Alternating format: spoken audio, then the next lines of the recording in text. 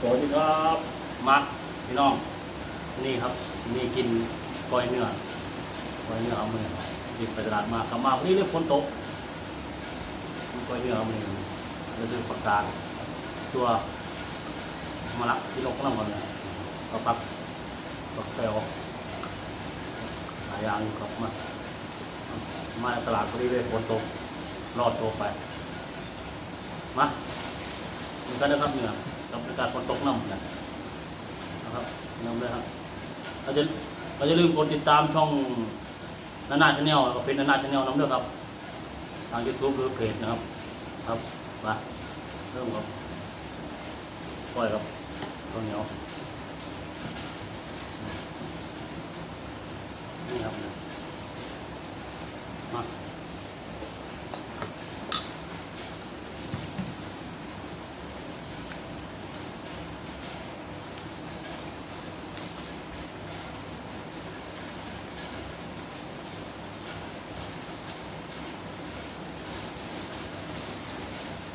ตัวเป็นน้ำเนาะ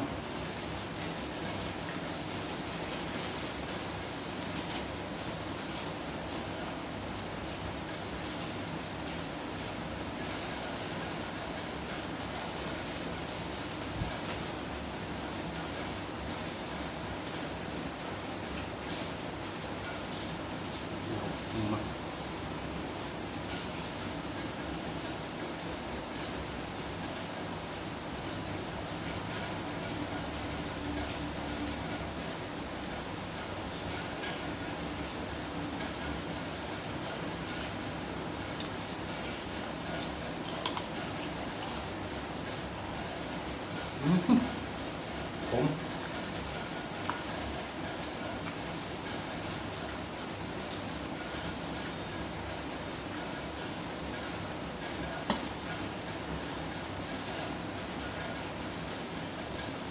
มลำ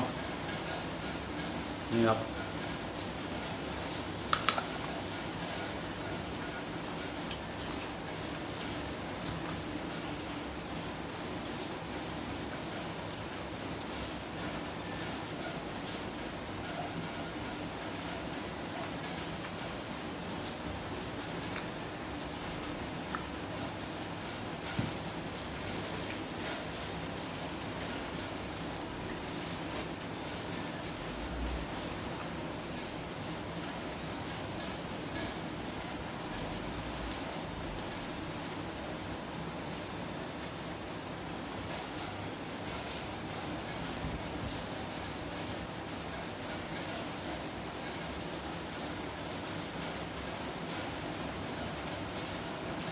ตกเด้อตกทุกมือครับ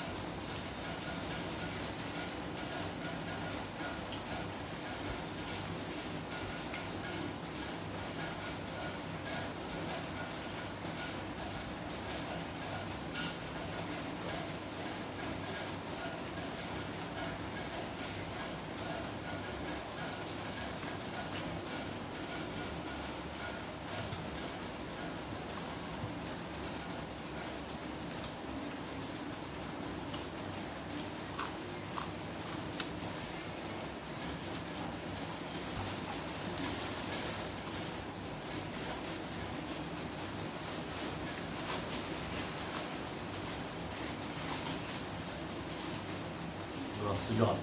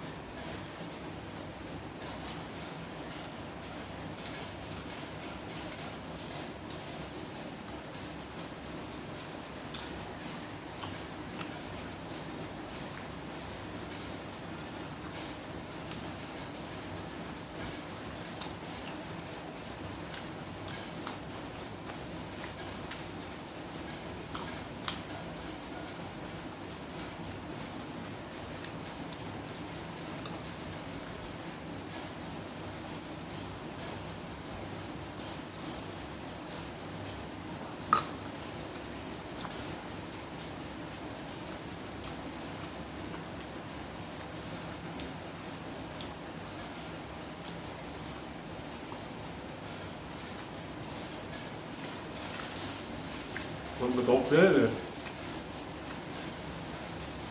เป็นงานเป็นอย่าง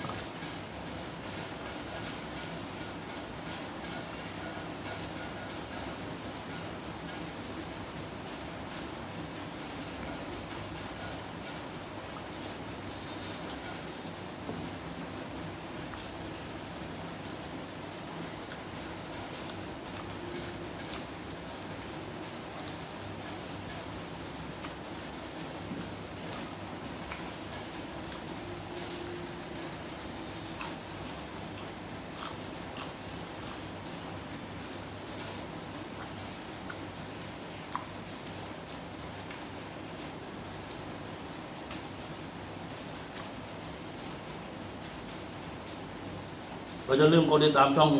นานาชาแนลเราเป็นนานาชาแนลน้ำเด้อครับโอ้สุดยอดครับพี่น้อง